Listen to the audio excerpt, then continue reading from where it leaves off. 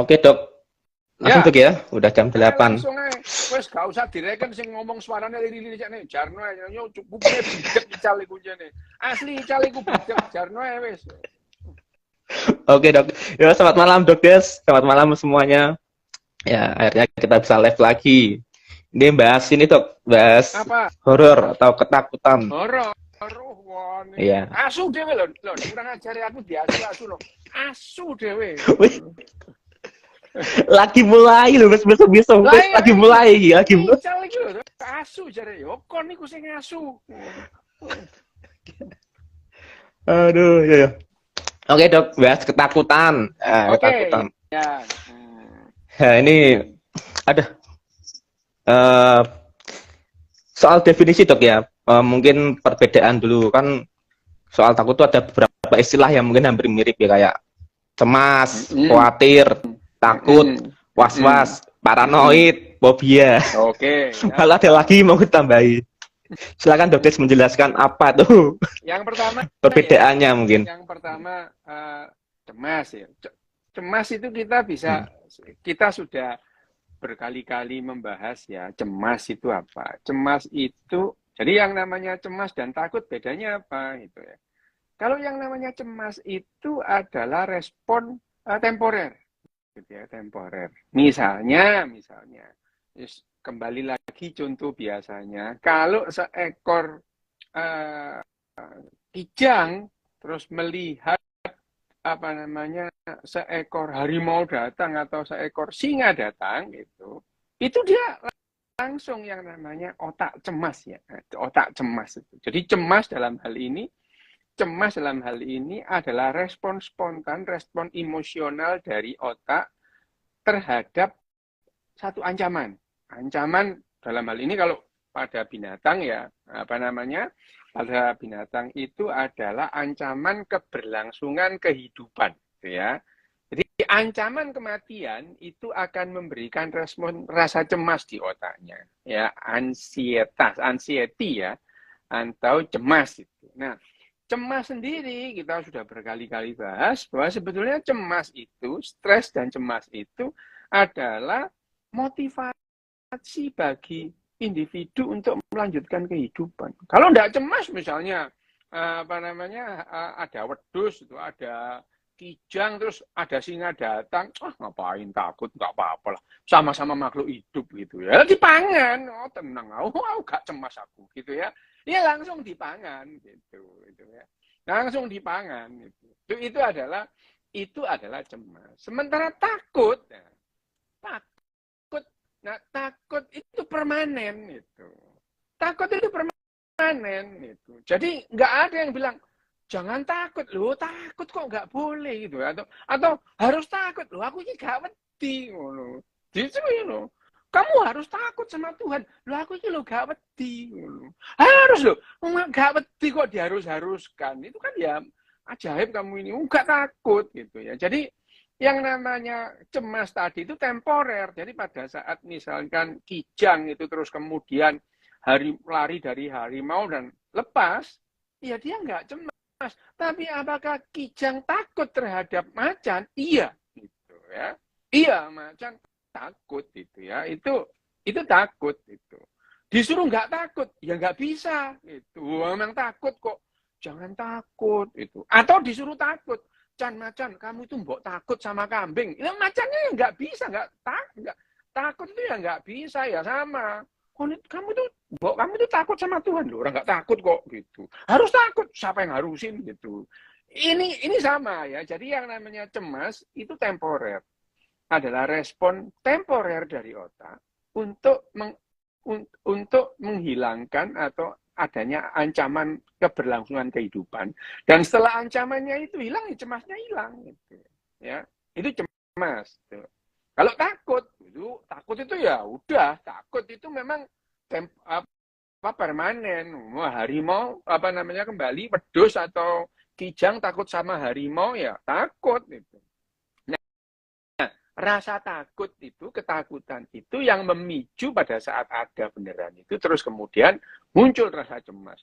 Rasa cemas muncul, ada kaskade adrenalin. Kita pernah ngomong ya, adrenalin di amigdala menyebar, terus kemudian membuat semua aliran darah diarahkan ke ototnya, supaya apa? Supaya kalau lari atau melawan itu ototnya kuat, gitu, ya, itu. Yang lain-lain, nah, nomor sekian, itu. Bahkan misalnya untuk pencernaan pun diabaikan aliran darah yang ke organ-organ pencerapan, bahkan untuk mulut itu dialihkan semua ke otot, gitu, supaya ototnya siap untuk lari, gitu ya, untuk lari, untuk melawan, gitu. Itu adalah kaskade adrenalin dari rasa cemas, gitu ya. Terus kemudian ya itu, jadi kalau manusia sama, gitu, makanya orang kalau cemas itu cemas berkepanjangan, cemas itu terus ototnya kaku, gitu. Sama dengan binatang-binatang yang lain yang ototnya bergerak, terus kemudian mulutnya kering, ya. Kulitnya juga terasa kesemutan, kering, gitu. Terus diajak berhubungan seks nggak mikir, gitu. Orang cemas gitu, nggak bisa, sudah langsung jadi impoten karena ditagih debt collector. Itu ada itu. Debt collector datang ke rumah, oh langsung itu, langsung impoten itu. Itu salah satunya yang namanya cemas, itu bisa itu tadi apa namanya memicu kaskade. Sementara ketakutan, takut itu sifatnya permanen, takut ya takut, gitu ya.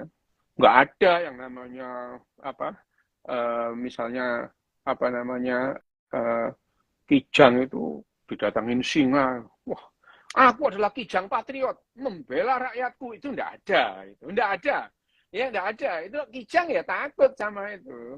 Cuma manusia aja yang gitu, enggak takut mati. Oh, kenapa? Oh, kemarin itu mati, gitu ya.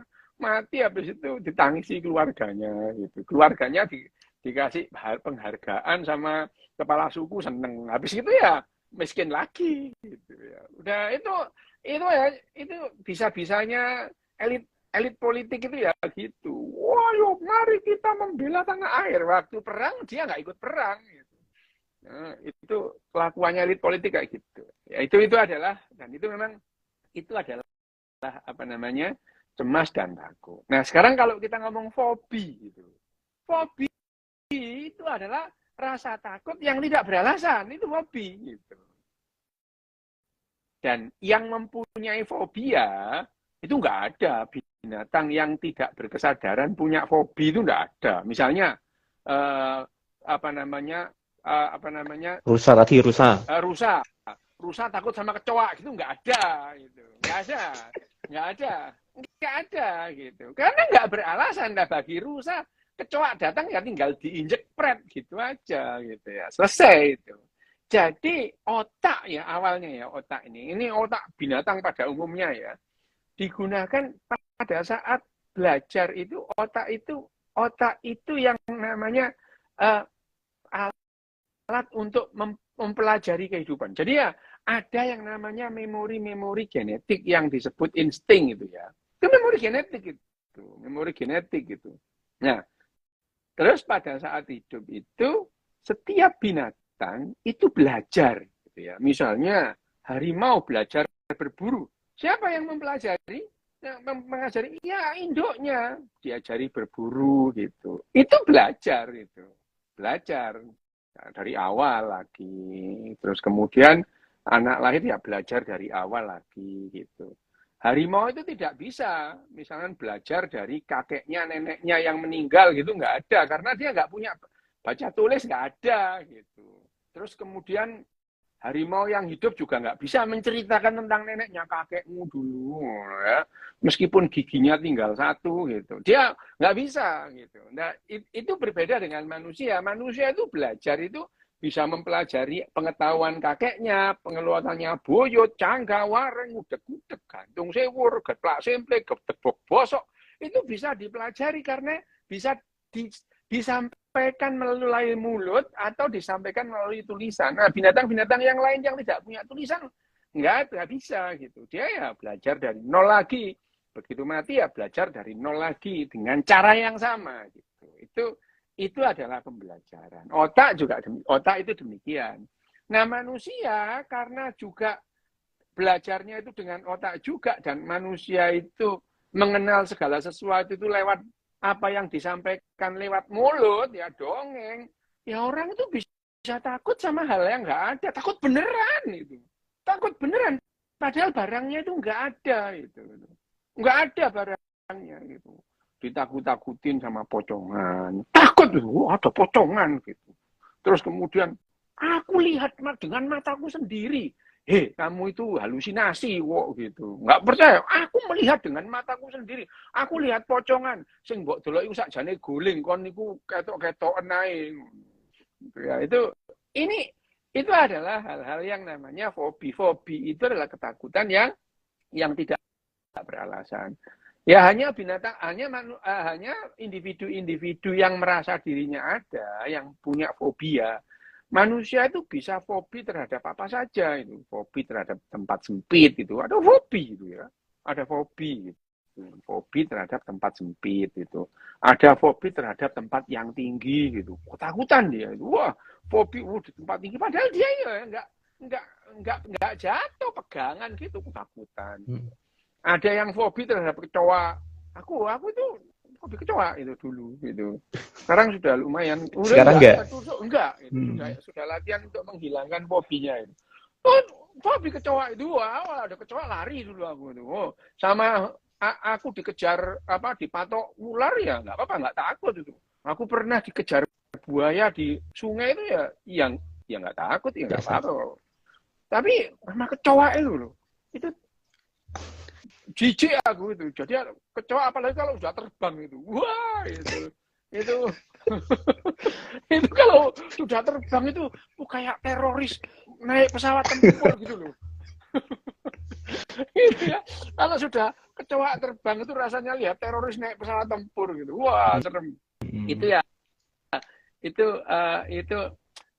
Nah, fobi ini menghilangkannya ya dengan latihan gitu. Yang paling efektif dengan latihan, bukan dengan hipnoterapi. Omong kosong itu, ya. Nggak ada itu. Omong kosong lah itu. Terapi nggak ada itu, enggak itu ya. Dengan latihan, hipnoterapi itu loh, hipnator. Yang diterapi itu apa gitu? Misalnya ini melakukan hipnoterapi. Penyakit apa yang kamu terapi dengan hipnoan itu gitu.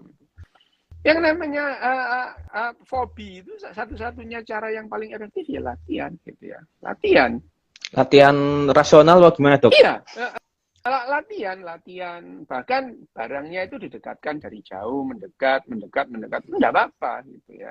Lama-lama ya enggak apa-apa. Aku sekarang kalau hanya cuman ya kalau megang ya enggak mau kotor gitu ya. Sekarang udah enggak gitu. Latihan dari kecoa jauh dilihat gitu. Kalau udah jijik nggak usah dilihat. Lama-lama dilihat parani gitu ya. Nggak apa-apa gitu. Ya, fobi. Nah, fobia harus dilatih. Misalnya orang dengan fobia pada tempat yang sempit gitu ya. Ya berkala latihannya itu pada tempat yang luas terus kemudian lebih sempit. Nggak pakai hipnoan itu ya. Nggak pakai gitu. Nggak ada itu. Hipnoterapi itu sampai sekarang tidak terbukti kok. Secara ilmiah itu tidak terbukti. Secara ilmiah itu tidak terbukti. Mitos ya? Masih mitos ya berarti ya? Tidak terbukti. Kalau ada yang membuktikan silakan dibuktikan. Berapa orang fobi di hipnoterapi, berapa persen sembuh? Lah itu baru yang namanya terbukti misalnya parasetamol obat demam, berapa persen yang sembuh? Kalau ada orang panas, demam, itu terus kemudian diberi parasetamol 98%, 84% sampai 98% itu demamnya turun. Itu ada datanya, ada buktinya lah. Sekarang itu fobi terhadap apa? Di hipnoterapinya model apa? Dosisnya berapa kali? Gitu. Caranya gimana? Karena yang namanya hipnotis itu ya macam-macam itu ya. Ada yang tatap mata saya, itu ya hipnotis, gitu ya. Ada yang digendam, itu ya hipnotis, itu. Nah sekarang pertanyaannya hipnoterapi itu hipnotis yang seperti apa, durasinya berapa, jarak ngomongnya berapa, lah itu. Nah pasiennya harus bersedia lah. Ya sama aja itu. Berarti kalau sekarang ditanya dari 100 orang fobi dilakukan hipnoterapi yang sama, berapa yang fobinya hilang? Lah kalau yang hilang cuma 1-2 itu namanya kebetulan itu. Ya gitu. Lah metodenya aja nggak jelas. Berapa lama? sehari berapa kali, caranya bagaimana, durasinya gimana. Itu aja insya Allah Nggak jelas. gitu. Insya Allah gitu. Ya insya Allah nanti hilang. Insya Allah. Ya itu yang namanya fobi ya. Jadi udah jelas ya Wim, yang namanya takut, perbedaan takut dan fobi. Satunya lagi paranoid. Paranoid. Kalau paranoid itu ya, paranoid itu adalah ketakutan yang kita buat-buat sendiri gitu. Buat-buat sendiri dengan yang namanya teori konspirasi. Lah itu paranoid gitu ya. Paranoid itu dia itu bisa. Nah, ada orang yang namanya gangguan. Loh, gini ya, kalau misalnya kita khawatir ya, teori konspirasi kita pernah membahas bahwa teori otak kita mengembangkan teori konspirasi itu adalah karena manusia itu pernah diselamatkan oleh teori konspirasi yang dibuatnya, ya. Tapi ya teori konspirasinya orang zaman dulu itu ya, kalau semak-semak itu bergerak, itu harimau, dia lari gitu ya. Itu. Ini sebetulnya paranoid itu. Ini belum tentu harimau beneran gitu ya. Itu paranoid. Jadi karena dia paling takut kalau yang namanya semak-semak bergerak itu adalah ya harimau yang di situ, maka ada semak-semak, harimau dia lari gitu. Nah, manusia nenek moyang kita pemburu pengumpul yang mengembangkan otak teori konspirasi ini yang dia yang lebih gampang survive. Nah, masalahnya manusia itu akhirnya mengembangkan bahasanya gitu. Jadi dia paranoid sendiri akhirnya gitu ya, mengembangkan bahasanya gitu ya. Terus menceritakan segala macam, paranoid sendiri gitu. Misalnya orang Indonesia itu kan paranoid sama Londo itu. Sama Belanda itu loh paranoid itu. Dari kecil itu. Misalnya aku dulu pernah dikeluarin sama guruku itu gara-gara gini loh. Gini. Itu Pangeran Diponegoro itu kalah sama Belanda itu karena ditipu. Lah ya goblok bisa ditipu gitu. Yang namanya perang itu ya adu siasat memang gitu. Lah kalau bisa ditipu ya jelas kalah, ya emang goblok gitu. Perlu dikeluarin aku, disuruh keluar gitu. Loh, lah gimana gitu. Bagaimana? Kalau yang namanya perang, saling siasat itu ya lumrah gitu. Pangeran Diponegoro itu sebetulnya bukan kalah, cuman ditipu. Lah, yang namanya Jenderal kalah ya kalah. Nah, iya gitu. Bayangin aja, Jenderal de Kock bersiasat melawan Pangeran Diponegoro dibilang curang. Tapi yang namanya Raden Wijaya itu ya, Raden Wijaya ngakali orang Mongol dibilang cerdas. Lah kan nggak fair, bayangin aja. Lu sama-sama culasnya gitu. Lah sama-sama bersiasat itu. Coba bayangin Kak Jenderal de Kock nangkap Pangeran Diponegoro dengan siasat dibilang curang gitu. Culas gitu ya. Lah Raden Wijaya ngakali tentara Mongol dibilang cerdas. Lu nggak fair itu ya. Standar janda ya, kan. Iya itu. Oke. Lah iya, ya orang namanya perang kok ya, udah perang kalah ya kalah gitu. Ya, emang kalah gitu. Nah, perang. Nah, itu yang gitu-gitu aku dulu memang dulu memang nggak bisa menahan untuk nggak ngomong. Dulu ngomong ada ngomong kayak gitu itu. Ya udahlah ya itu. Memang ditipu ya ditipu, harus ditipu. Kalau nggak ditipu ya nggak menang nanti. Nah, terus itu adalah paranoid. Nah, yang namanya paranoid itu, apalagi kalau paranoid yang sederhana, ya tadi ya, yang paranoid itu ilalang tadi. Paranoid itu, bukan. Tadi paranoid itu kalau ya sedikit-sedikit saja itu memberikan advantage gitu ya. Memberikan advantage, membuat kita itu waspada gitu. Kalau gerak-gerak lari itu gitu ya itu paranoid sebetulnya. Tapi paranoid yang menguntungkan. Yang menguntungkan gitu ya. Tapi kalau kemudian paranoid itu menjadi berlebihan, nah jadinya gangguan gitu. Paranoid dia itu. Orang nggak apa-apa gitu, terus kemudian orang itu nanti mesti mau membunuh aku itu. Gitu ya itu. Orang nggak ngapa-ngapain gitu. Itu pasti dia itu nanti mata-matain aku ini. Nah, itu paranoid itu ya, paranoid yang berlebihan. Yang lebih sulit lagi itu gangguan paranoid bersama. Wah, itu sulit menghilangkannya itu. Paranoid bareng, satu sama yang lain saling mendukung, walah wes lah ya itu. Wah, itu sudah lah. Itu kan gangguan paranoid bersama itu. Itu ada itu. Terminologi itu dalam gangguan kejiwaan itu ada yang namanya gangguan paranoid bersama. Itu satu sama yang lain saling mendukung itu. Podo ambek nek nangan itu loh. Apa namanya? Nang di WhatsApp grup pendukung salah satu capres. Itu gangguan paranoid bersama itu. Walah udah dari pagi sampai pagi itu memparanoidi lawannya. Wes itu paranoid itu. Gangguan paranoid bersama.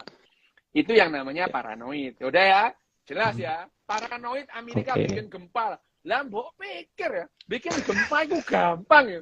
Utek itu loh ya. Otak itu ya, memang ya namanya goblok itu gratis ya, tapi ya jangan diborong semua. Oke, Dok. Tapi di otak itu apakah tadi ya takut, cemas, itu cara kerjanya sama di otak, Dok? Cara kerjanya sama? Beda. Kalau yang namanya takut itu masuk memori, bahwa takut lah sudah gitu. Tapi kalau cemas itu adalah ekspresi temporer, ekspresi sementara. Iya. Ekspresi sementara. Jadi ya setelah ancamannya itu hilang, ya cemasnya hilang. Tapi apakah terus kemudian setelah ancamannya hilang itu Kijang nggak takut sama harimau? Ya tetap takut gitu ya. Tetap takut gitu. Ya sama itu. Dan takut itu sulit dihilangkan gitu. Takut itu sulit dihilangkan. Misalnya, sekarang aku tanya, kalau kamu takut sama api, kalau sama api, kamu takut apa enggak itu namanya? Takut. Takut. Kalau sama hantu, itu namanya fobi. Oh, hantunya itu loh enggak ada. Enggak nyata. Loh, bukan enggak nyata, enggak ada. Itu loh. Oh, enggak ada. Apaan itu? Barang nggak ada gitu. Kamu takut itu. Kalau kamu takut sama anjing, nggak apa-apa orang digigit gitu ya. Harimau takut, digigit gitu. Tapi kamu takut sama hantu, lah itu namanya fobi kamu itu. Paranoid kamu itu bisa itu ya. Jadi itu bedanya ya. Jadi kalau nyata misalnya api, lah takut ya nggak apa-apa, panas itu. Masuk neraka. Ayo pikirin dewe lah ya itu. Oke. Tapi beda tuh ya, tadi paranoid sama fobia itu beda ya kerja di otaknya. Nah, paranoid itu kamu menciptakan sendiri cerita itu. Iya. Ya itu. Itu maksudnya di otak imajinasi atau gimana? Paranoid itu bisa mengembangkan yang namanya ketakutan berlebihan dari yang namanya takut dan fobia. Gitu. Sudah kamu fobi, terus kemudian kamu kembangkan jadi paranoid, malah gitu. Sudah fobi itu. Terus kamu mengembangkan misalnya kamu itu takut sama hantu. Terus kamu mengembangkan cerita tetanggamu itu ngingu toyol, terus kemudian pesugihan. Lah, ya itu kan namanya itu kamu itu terus kamu ngomong sama tetanggamu. Tetangganya satunya lagi juga percaya sama begituan. Akhirnya satu tetanggaan, satu kampung itu semua paranoid terhadap orang yang kaya itu. Yeah. Yaitu punya apa namanya pesugihan, ngingu toyol, terus pesugihannya keblek lah, macam-macam lah, babi ngepet lah itu ya. Itu adalah paranoid sebetulnya. Dan kalau sudah gangguan paranoid bersama, itu sulit dihilangkan. Dihilangkan itu sulit gitu ya. Sama ini 10 tahun terakhir orang Indonesia itu gangguan paranoid bersama. Gitu. Paranoid. Oh iya Dok, tadi kan fobia diturunkan juga ya. Fobi. Apa? Ya. Fobi. Iya. Di memori otak yaitu tersimpan di genetik Dok, apa gimana? Gini loh ya. Bahwa memori genetik itu tidak selalu disimpan di otak gitu ya. Memori genetik misalnya memori genetik. Aku tanya itu ya. Misalnya kalau ditanya, tumbuh-tumbuhan punya otak enggak? Enggak. Punya memori enggak dia? Punya itu. Punya tumbuhan itu, punya memori. Kenapa? Lah, itu adalah yang membuat tumbuhan itu berperilaku. Misalnya, pada mendekati musim dingin, tumbuh-tumbuhan itu menggugurkan daun-daunnya. Ada memori nggak di situ berarti? Ada itu. Jadi yang namanya memori itu ya tidak selalu memang disimpan di otak gitu. Terutama memori genetik gitu. Tapi karena otak itu juga dibuat secara genetik ya, sehingga ada memori genetik yang diturunkan atau dibentuk di otak itu.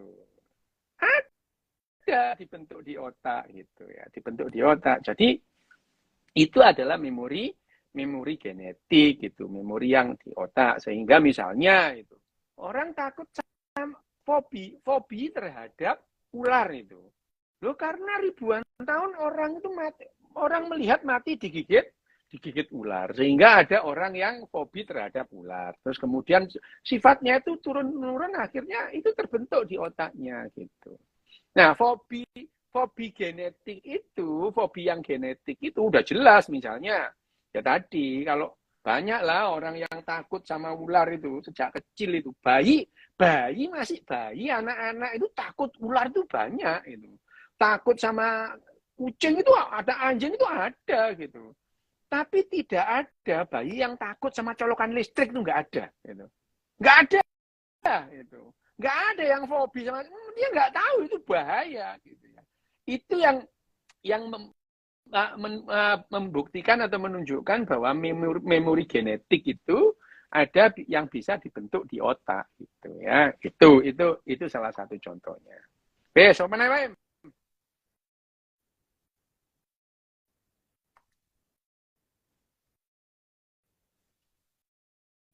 Ada yang mau ikut live ini kayaknya, saudara. Apa?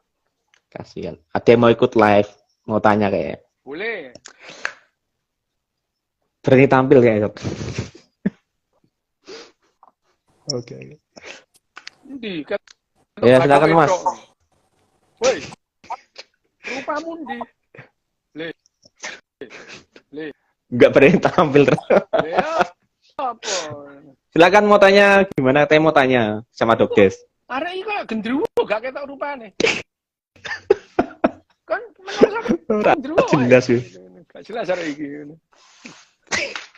Arek iki sakjane. Jadi tanya gak Mas? Iku menungso apa gendruwo arek iki kok gak ono rupane. Ada suara tanpa rupa, Dok. Lah iya iku. Jangan kita menerima ilham nih, Dok. Suara tanpa rupa, menerima ilham. Ya apa iki kon iki le. Wis gak ngomong, gak ono suarane. Wis skip kon iki. Oke, Dok. Tak tutup. Heeh. Siapa nih? Good man, Dok. Oh, manusia baik ya. Good man no jireh ngono. Ini Dok, aku pernah tak cerita istilah. Jadi yang tadi ada yang tanya soal apa hantu aja Dok. Jadi apa ya, untuk melatih fobia itu harus rasional Dok ya, harus rasional dulu ya Dok ya. Rasional dilatih perlahan seperti itu Dok ya. Atau ada cara lain Dok? Iya, memang itu. Itu fobi dan parano itu dua hal yang berbeda ya. Fobi dan parano itu dua hal yang berbeda. Di otak itu, otak yang fobia dengan otak yang paranoid itu aktivitasnya juga berbeda gitu ya. Penjelasannya sudah saya jelaskan tadi gitu ya. Jadi kalau berbeda jangan ngotot sama ya. Karena itu kalau yang namanya fobi dan itu apa di otaknya berbeda gitu. Kalau yang ngomong Freud jangan percaya, Freud ngawur gitu ya. Trauma masa lalu Dok ya. Takon pertanyaanmu apa, Bem? Mau, Bem? Ya itu memang harus berpikir rasional dulu atau gimana untuk menghilangkan fobia itu? Enggak. Berpikir rasional itu satu hal, bahwa berpikir rasional orang loh yang orang fobi itu banyak orang yang rasional loh. Yang namanya apa namanya? Ada insinyur ahli fisika itu fobi terhadap ruang sempit itu ada kok. Takut sama ulat itu loh, gitu. Rasional itu, rasional. Ada guruku fisika itu. Wah, pinter.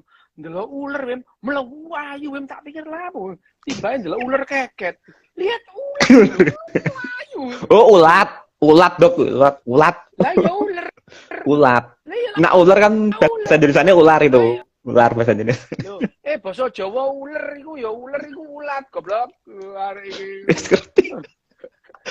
Ora dok, maksudnya kalau bahasa kalau arek iki ya orang gaulnya, lah kalau orang gaul tuh ya ular tuh ya ular. Nah, orang gaul Indonesia nih. kon niku arek apa sih memang kon niku arek gresik ae ular iku ya ulat gayamu memang tak ketak lho memang Oke, lanjut. nek Melayu dok basa ya, Melayu Jawane terus Melayu. ular iku ulo iku lho ono sing ngerti iku ulo Yo, ngerti. oh iki lak ribut perkara ular ambek ulo Oke. ya Ini dok. apa Ora. jadi gini ya yang namanya rasional untuk berpikir apa namanya untuk iki ono sing Menyembuhkan seneng fobia. bahagia banget aku muni goblok iku aku sing seneng lho goblok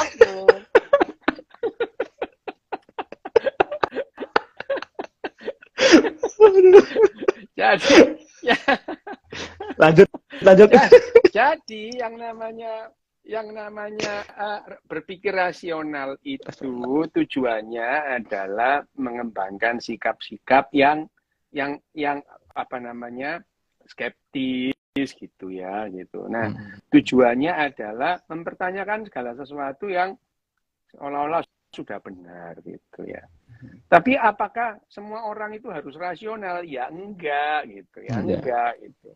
Hanya saja kalau meningkatkan rasionalitas latihan itu emosi kita jadi lebih cerdas karena emosi kita tidak terlalu sering membajak keputusan kita. Rasionalitas kita itu tidak terlalu sering dibajak oleh emosi. Itu justru yang namanya cerdas secara emosi gitu ya.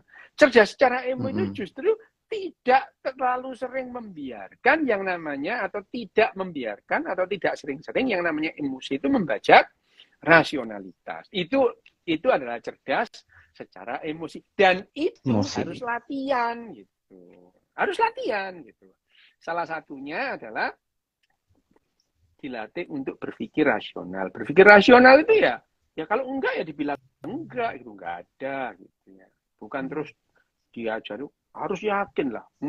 Itu adalah membuat kita tidak berpikir rasional. Dulu itu memberikan manfaat dulu pada saat bagaimana kita sulit membuktikan sesuatu itu benar atau salah. Tapi sekarang itu lebih gampang. Itu yang namanya rasional. Dan rasionalitas itu berpikir rasional itu latihan gitu. Mulai dari kecil misalnya dilatih untuk matematika gitu. Matematika itu bukan sekedar 35 tambah 8, 64 tambah 32 itu namanya ngitung kalkulator bakul tahu. Ya, itu bukan matematika itu ya. Bukan langsung kamu mbok kira matematika tuh mbok pikir kayak ndonga gitu ya nggak bisa itu. Kalkulus kamu gini-gini ya nggak nemu gitu ya. Ya namanya matematika itu ada kalkulus, ada aritmetika, ada geometri, algoritma, ada trigonometri, ya, ada logaritma itu. Bukan lantas terus. Itu loh, masa Bu Marlo itu apa? Gak nonton bapak-bapak karaokean. Oh iya itu. Bu Marlo, masa Bu Marlo. Nah itu. Aku kan ngomong itu yang namanya Westlife itu kan kita nonton 4 orang bapak-bapak karaokean sambil lari-lari di atas panggung. Kita nonton. Mereka itu karaokean gitu. Nah, itu ya, jadi Mas Abu gitu ya. Jadi yang namanya matematika itu bukan hitung-hitungan. Jadi kalau yang kamu anak kecil dilesin mental aritmetika, kamu disuruh bayangin bayangin sempoa gitu. Itu enggak bakalan kamu itu pinter matematika gara-gara begituan itu ya enggak gitu. Enggak itu. Lo kamu sak hebat-hebatnya kamu ngitung itu enggak bakalan kamu itu direkrut sama pasar swalayan untuk jadi mesin hitung. Mereka lebih gampang beli kalkulator, gampang itu, murah itu, ya. Nah, yang namanya rasional itu ya juga bukan hanya sekedar matematika, hitung-hitungan gitu ya. Berpikir rasional bahwa semua orang berpikir, iya, Berpikir rasional, iya. Berpikir rasional itu belum tentu benar gitu ya. Berpikir rasional.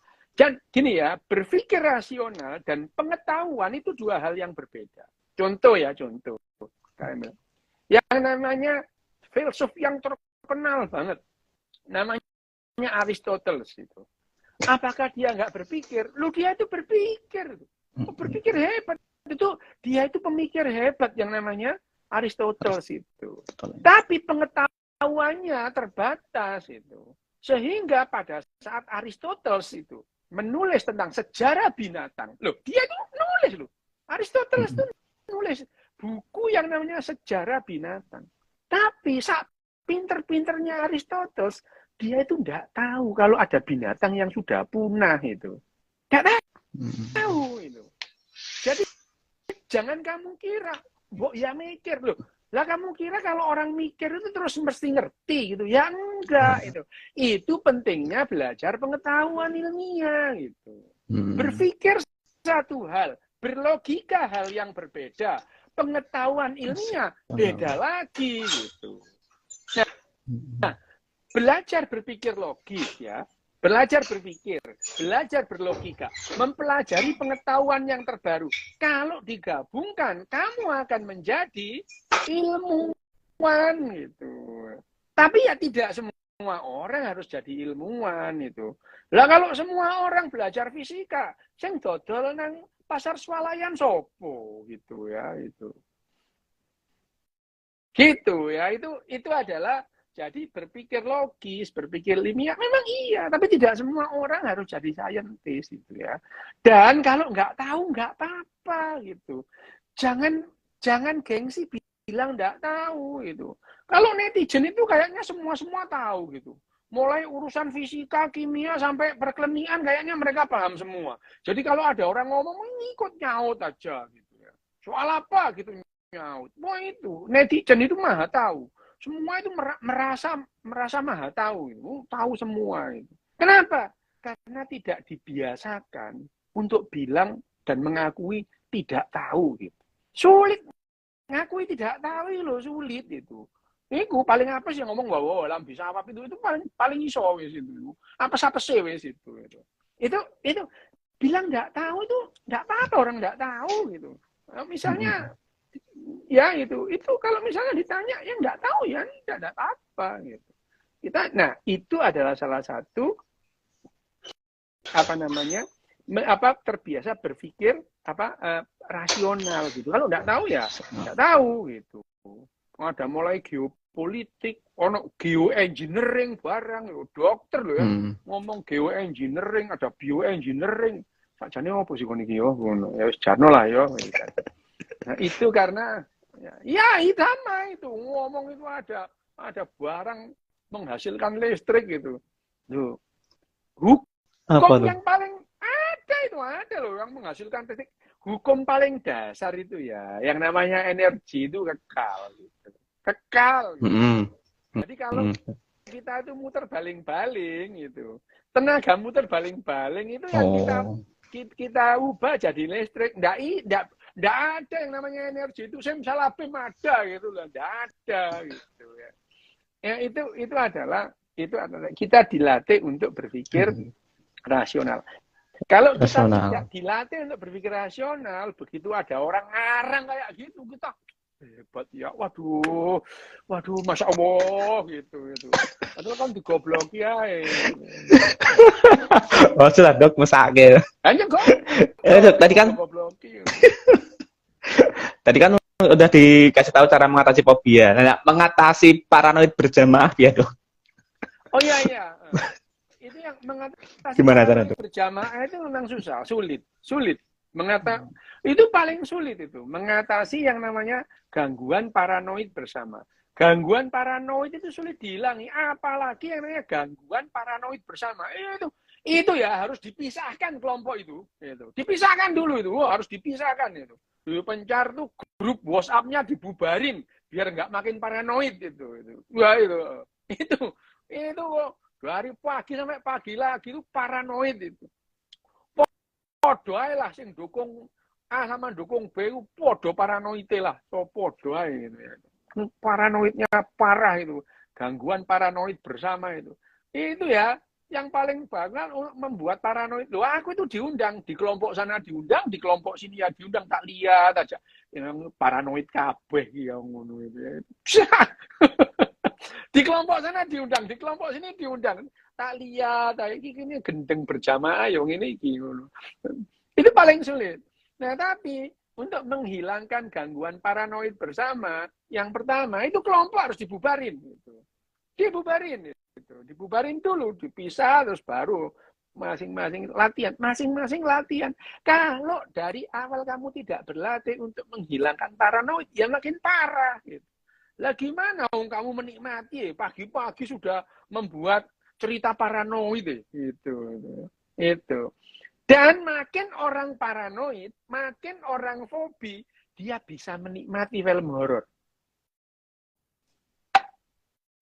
Ya. Padahal film horor itu bukan menegangkan, bukan menakutkan, Dok. Malah kayak emosi. Pengen marah-marah aku. Pengen misu-misu aku. Gini. Kalau orang itu yang mengembangkan teori konspirasi paranoid, itu adalah orang-orang yang cenderung bisa menikmati film horor. Gitu. Kenapa? Gini, kamu pada saat nonton film horor, itu kamu 1 kali, 2 kali, otakmu akan merekam bahwa itu nggak ada. Jadi pada saat film horor itu selesai, ketakutanmu yang tadinya berlebihan itu mendadak hilang. Nah, otakmu rileks sebetulnya gitu. Otakmu rileks gitu. Jadi orang yang takut itu padahal dia itu kalau lihat kadang-kadang sambil nutup telinga, bayangin aja loh. Nutup telinga nih. Ya, kamu perhatikan ya, kalau aku itu kan memang nonton film horor itu kan kepingin lihat responnya orang-orang tak lihat itu. Ada yang gini, bayangin aja nonton film udah ditutupi gini, kadang-kadang ditutupi dikit gini, lihat dikit itu. Tapi otaknya itu merekam bahwa itu tidak real, dan pada saat orang itu film horornya hilang itu takutnya jadi hilang gitu ya. Ya, takutnya jadi hilang, itu otaknya rileks otak itu. Seperti orang habis kesurupan itu terus tidur, itu otaknya rileks sebetulnya. Itu yang disebut sebagai keuntungan pertama, primary gain gitu ya. Jadi orang kesurupan itu mendapatkan 2 gain, primary gain dan secondary gain. Primary gain-nya itu rileks, bahkan sampai bisa tertidur. Orang habis kesurupan itu secondary brain-nya dia mendapatkan perhatian banyak orang, secondary gain gitu ya. Nah, orang melihat film horor itu mendapatkan gain gitu. Begitu adegan horornya itu hilang, stresnya itu turun, rilis langsung gitu ya, itu.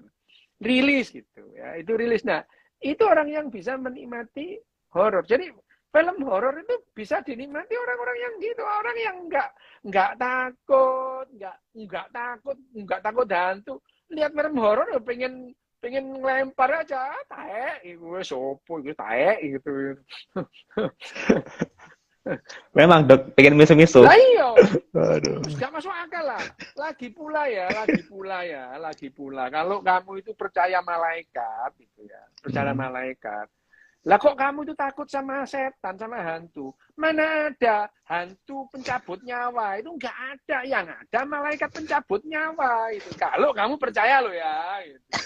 Lah ini percaya malaikat pencabut nyawa. Takutnya sama hantu. Padahal nggak ada orang mati dibunuh hantu. Yang ada dibunuh malaikat menurut beberapa kepercayaan gitu loh ya. Bukan pengetahuan ilmiah gitu. Nah itu adalah yang namanya paradoksnya orang itu takut sama hantu, kagum sama malaikat itu. Paradok, malaikat. Hantu nggak ada loh, hantu pembunuh. Nggak ada ceritanya orang mati dibunuh hantu itu. Yang diyakini adalah mati dicabut nyawanya oleh malaikat itu. Tapi itu paradok, selalu ada paradok. Ya, jadi yang namanya orang yang bisa menikmati film horor itu adalah itu tadi. Orang-orang yang mengembangkan paranoid, fobia itu. Orang pokoknya orang yang menceritakan tentang hantu di desa penari lah opo lah. Alah itu belpret lah, gombal kabeh itu. Nggak ada itu. Tapi karena banyak orang percaya, jadi film laris jutaan yang nonton gitu ya. Wah ya. Tapi kalau Jadi cuan dok ya. Ya, kalau Jadi dari cuan. sisi ekonomi ya, dari sisi ekonomi oke lah ya, gitu. Nggak apa-apa lah itu.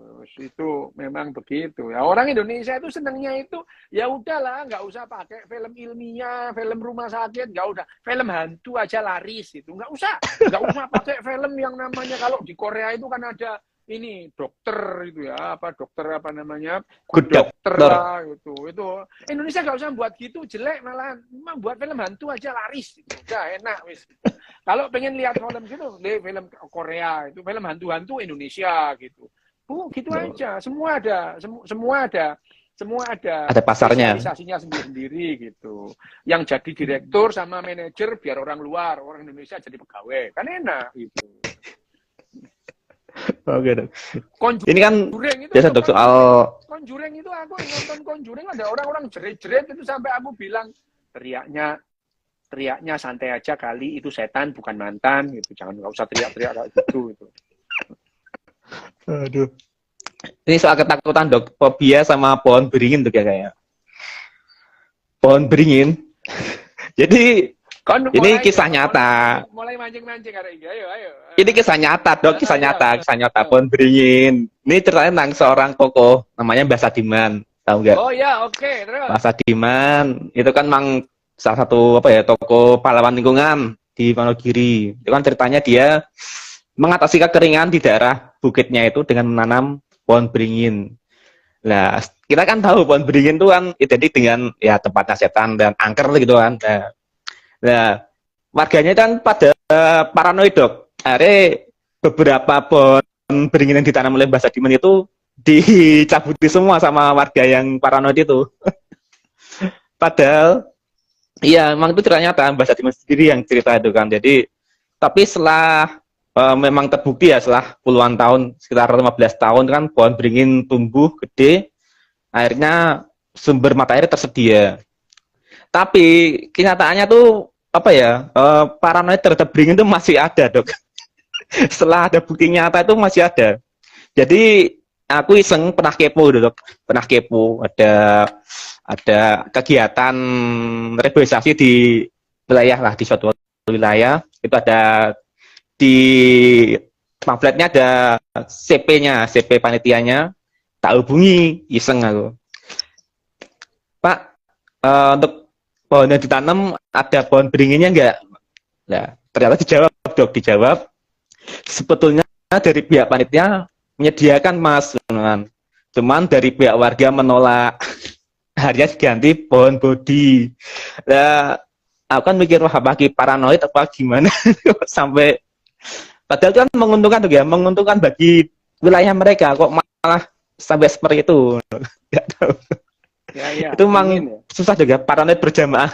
Sulit kalau yang namanya susah paranoid itu. berjamaah itu, apalagi terus ya namanya pohon beringin. Pohon beringin itu kan rimbun ya, rindang gede gitu. Terus akarnya kemana-mana. Kalau dulu pohon beringin itu di tepi jalan itu banyak. Dulu banget ya tahun 60-an, 70-an. Kalau di di jalan-jalan di Malang itu, di Malang dulu ya yang ada itu pohon itu trembesi gitu ya. Terus pohon trembesi, mahoni gitu ya. Terus ada beberapa beringin gitu ya. Hanya saja pada saat Orde Baru, wah beringin itu jadi seperti bener itu seperti keramat gitu. Bener keramat gitu. Keramat. Jadi pohon-pohon beringin itu diyakini keangkerannya gitu, dia percaya loh orang loh. Kalau yang namanya pohon angker gitu ya, pohon angker itu bukan hanya beringin sebetulnya, setiap pohon asem itu asem itu ya punya hantunya sendiri-sendiri. Kau ngerti ya? Kamu tahu tumbuhan gayam nggak, Wim? Gayam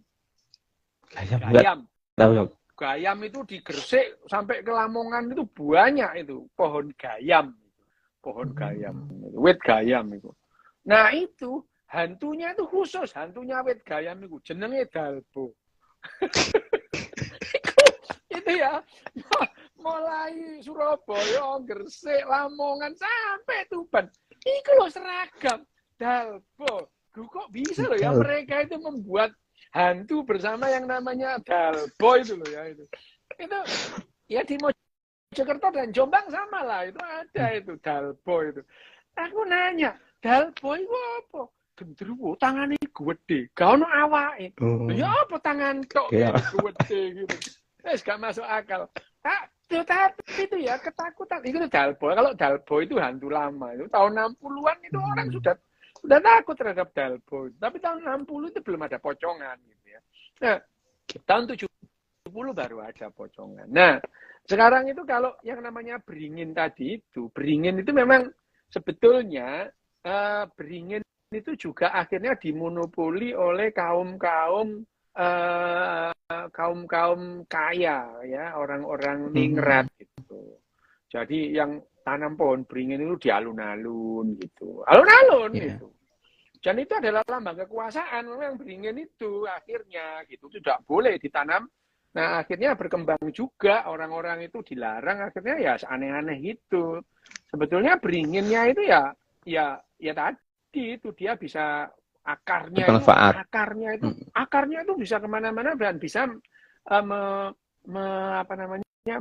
menampung air menampung air. Tapi pada saat ada membuat waduk dan bendungan di Wonogiri tahun 60-an, terus ada transmigrasi bedol desa itu, memang tidak ada beringin itu di situ itu, tidak ada. Nah, satu bahwa yang namanya orang itu merasa kalau tak tabu lah gak ilok lah iku sing iso ngono iku keluarga kerajaan tok. Nah, ini kan juga merupakan teori konspirasi juga itu. Sebetulnya tapi kalau kamu lihat di alun-alun dulu ya. Alun-alun pasti dulu ada. Jawa Timur, Jawa Tengah pasti ada lah beringin itu ya. Di alun-alun itu mesti ada beringinnya. Di Malang tuh beringinnya ada empat. Di ujung-ujung itu ada beringin gitu ya. Di tengah-tengah kosong, di setiap sudut alun-alun di Malang itu ada 2 alun-alun. Alun-alun bunder. Kalau alun-alun bunder itu yang ada tugunya itu alun-alun bunder gitu ya. Ada alun-alun gede yang di depan Masjid Jamek itu ya seperti alun-alun di kabupaten yang lain itu. Dan di Jawa Timur itu dan Jawa Tengah itu hampir selalu sama gitu, selalu sama. Di sebelah barat itu Masjid Jamek, di sebelah timurnya itu kantor kabupaten, sebelahnya kantor kabupaten ada penjara. Oh, itu di mana-mana gitu dulu gitu ya. Ya, itu selalu begitu. Itu adalah gayanya Belanda zaman dulu itu gitu ya. Nah, ya, itu alun-alun kidul juga ada ringin kembar itu ya. Alun-alun kidul ya. Alun-alun Alkit Jogja juga, Alkit Jogja. Ya, ada lambang-lambang kekuasaan negara. Jadi sebetulnya ketakutan orang terhadap beringin itu multifaktor. Bukan hanya soal hantunya aja. Soal hantu itu enggak lah. Nah, waktu terjadi penghijauan rame-rame tahun 70-an itu yang di zaman Orde Baru itu yang ditanam malah pohon-pohon yang cepat tumbuh gitu. Cepat tumbuh. Contohnya apa? Itu akasia gitu. Akasia itu cepat gede, tapi yang gampang tumbang gitu. Gampang tumbang gitu. Ya itu tidak seperti trembesi, terus kemudian mahoni itu. Kenari. Dulu di Malang itu sepanjang lapangan Rampal muter tuh pohon kenari kanan kiri banyak dulu itu. Sekarang udah nggak ada. Sekarang diganti akasia. Nah, akasia itu memang cepat tumbuh. Tapi kalau hujan ya kembang roboh. Gitu. Iya, betul, Dok. Oke. Ini untuk terakhir, Dok. Pada fobia tua, Dok. Fobia tua. Fobia tua. Pada pengen awet muda gitu. Pada pengen awet muda. Itu wajar. Apa, Dok? Wajar gini loh ya. Sebetulnya itu bukan terus kita itu kepingin sehat, itu caranya itu salah satu salah satu sifat yang aneh-aneh itu merahasiakan umur. Lah kamu kalau umurmu itu kamu rahasiakan terus kamu itu muda terus gitu apa? Gitu. Itu salah satu berpikir nggak rasional ya gitu. Takut ketahuan umurnya. Tuh kamu tuh takut ketahuan umurnya itu kenapa? Gitu. Orang gila aja ya gitu. Ada apa takut itu loh? Takut ketahuan atau jebakan umur.